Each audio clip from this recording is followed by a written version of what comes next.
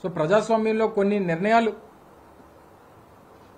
మనం ఆలోచన చేసి సరే వారు కూడా తర్వాత కోర్టుకు వెళ్ళారు, కోర్టులో స్టే తెచ్చుకున్నారు, ఇతరితర కారణాలు బోల్డ్ అని ఉండొచ్చు.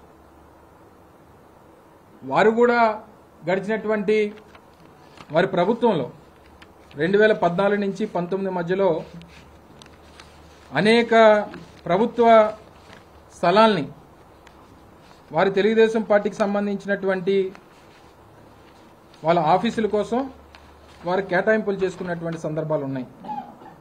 2015 నుంచి కడప జిల్లాలో ఎకరం, శ్రీకాకుళంలో 2 ఎకరాలు, గుంటూరులో 3.5 ఎకరాలు, ఇప్పుడు ఏదైతే కేంద్ర కార్యాలయం ఉందో, విజయనగరంలో ఎకరం, గుంటూరులో ఒక 20 సెంట్లు, కృష్ణాలో 1 ఎకరం, ప్రకాశంలో 2 ఎకరాలు, చిత్తూరులో ఎకరం 20 సెంట్లు, శ్రీకాకుళంలో 30 సెంట్లు. ఇవన్నీ కూడా 2015 నుంచి 19 మధ్యలో తెలుగుదేశం పార్టీకి సంబంధించి వారి పార్టీ కార్యాలయాల కోసం కేటాయించుకున్నటువంటి స్థలాలు, వాటికి సంబంధించినటువంటి జీవోలు. సో వారే 2016లో ఒక జీవో ఇష్యూ చేశారు. రాష్ట్రంలో ఉన్నటువంటి రాజకీయ పార్టీలకి భూములు కేటాయించాలంటే ఏ రకమైనటువంటి నిర్ణయాలు తీసుకోవాలి, ఏం ప్రొసీజర్స్ ఫాలో అవ్వాలి అనేటువంటి దాని మీద వాళ్ళకు జీవో ఇష్యూ చేయడం జరిగింది 2016లో. దాన్ని బేస్ చేసుకొని మొన్న 2019 నుంచి 24 మధ్యలో రాష్ట్రంలో వివిధ జిల్లాల్లో వైఎస్ఆర్ కాంగ్రెస్ పార్టీ కార్యాలయాల నిర్మాణం కోసం అని చెప్పి ఆ రోజు ప్రభుత్వంగా కేబినెట్ నిర్ణయం తీసుకొని భూములు కేటాయించేటువంటి కార్యక్రమం చేసింది. అందులో భాగంగా విశాఖపట్నానికి కూడా ఈరోజు ఈ ఎండాడిలో ఈ 2 ఎకరాల భూమిని కూడా 33 సంవత్సరాల లీజుకి కేటాయించేటువంటి కార్యక్రమం చేశాం. 2022లో అలాట్మెంట్ అయినటువంటి కార్యాలయం స్థలం 2023 నాకు తెలిసి బహుశా ఫిబ్రవరి మార్చి నెలల్లో ఆ రోజు నిర్మాణాన్ని మొదలుపెట్టడం జరిగింది. 2023 ఫిబ్రవరిలోనే దీనికి సంబంధించి ప్లాన్ అప్రూవల్ కూడాకి అప్లై చేసేటువంటి కార్యక్రమం చేశాం. సో చేసిన తర్వాత నిన్న మొన్నటి నుంచి ఎవరో కంప్లైంట్ పెట్టారని, దీన్ని పర్మిషన్ లేకుండా నిర్మాణం చేస్తున్నారని చెప్పి లేనిపోయినటువంటి తప్పుడు వార్తల్ని ప్రొపగండా చేసేటువంటి కార్యక్రమం చేశారు. ఇది 2023లో అప్లై చేసినటువంటి దానికి బిల్డింగ్ నిర్మాణానికి సంబంధించి కూడా ప్లాన్ అప్రూవల్ కోసం 16 లక్షల రూపాయలు, 15,63,000 రూపాయలు ప్రభుత్వానికి కట్టినటువంటి డబ్బు ఇది.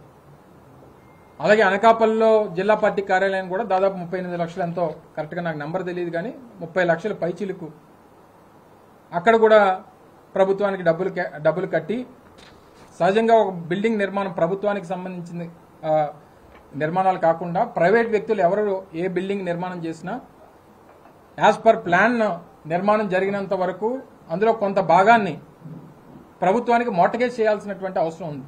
మీరు అపార్ట్మెంట్లు కట్టినా లేకపోతే ఇల్లు కట్టినా ఇంకోటి కట్టినా దానికి సంబంధించినటువంటి మోర్టగేజ్ కూడా, ఫస్ట్ ఫ్లోర్ మోర్టగేజ్ కూడా ఇక్కడ సబ్ రిజిస్టర్ ఆఫీస్ మధురవాడలో ప్రభుత్వానికి మోర్టగేజ్ చేసేటువంటి కార్యక్రమాన్ని కూడా చేశాం.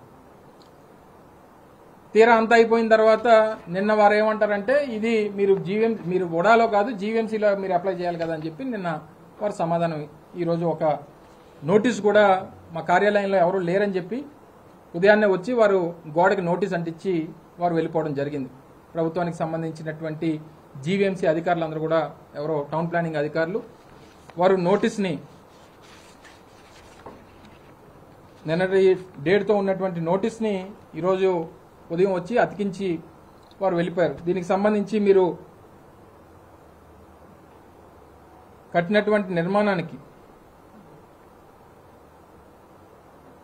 మీరు విఎంఆర్డీఏలో ప్లాన్ అప్రూవల్కి అప్లై చేశారు, కానీ మీది జీవీఎంసీ లిమిట్స్లో ఉండడం వల్ల మీరు జీవీఎంసీకి అప్లై చేయాలి. సో జీవీఎంసీ పర్మిషన్ ఇవ్వకుండా మీరు నిర్మాణం చేశారు కాబట్టి వారం రోజుల్లోపు దీనికి సమాధానం ఇవ్వాల్సిందిగా కోరుతున్నామని చెప్పి వారు ఒక నోటీస్ని గోడకు అతికించి వెళ్ళిపోయారు. దాన్ని అక్కడి నుంచి తొలగించి మేము భద్రపరుచుకునేటువంటి కార్యక్రమం చేశాం. ఎందుకంటే సమాధానం ఇవ్వాలి కాబట్టి. సహజంగా జీవీఎంసీ లిమిట్స్లో కానీ జీవీఎంసీ లిమిట్స్లో ఎప్పుడన్నా భూ కేటాయింపులు కానీ మనకు భూమి కానీ ఉంటే గజాల్లో దాన్ని స్క్వేర్ యార్డ్స్లో గజాల్లో అది కన్వర్ట్ అయి ఉంటే డైరెక్ట్గా నేరుగా మనం జీవీఎంసీకి అప్లై చేసుకుంటాం.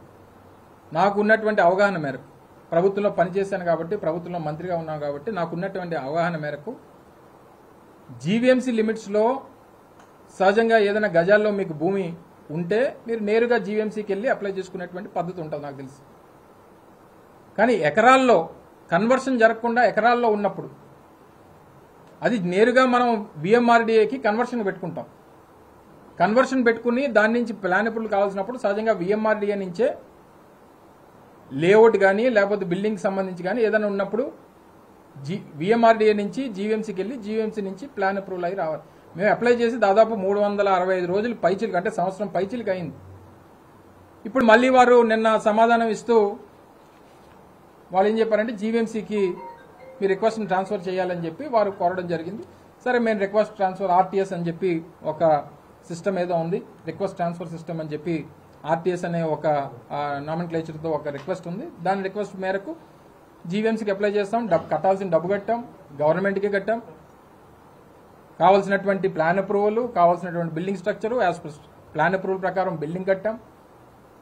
అన్నీ ఉన్న తర్వాత ఈ రకంగా ప్రభుత్వానికి సంబంధించినటువంటి అవకాశం ప్రభుత్వంలో మేము ఉన్నాం కాబట్టి, మేము ఏదన్నా చేయొచ్చు కాబట్టి, దేనన్నా ఎమ్మెల్సీ ఏదన్నా మనం చేయొచ్చు అని చెప్పని అనుకుంటే ఇది పద్ధతి కాదు.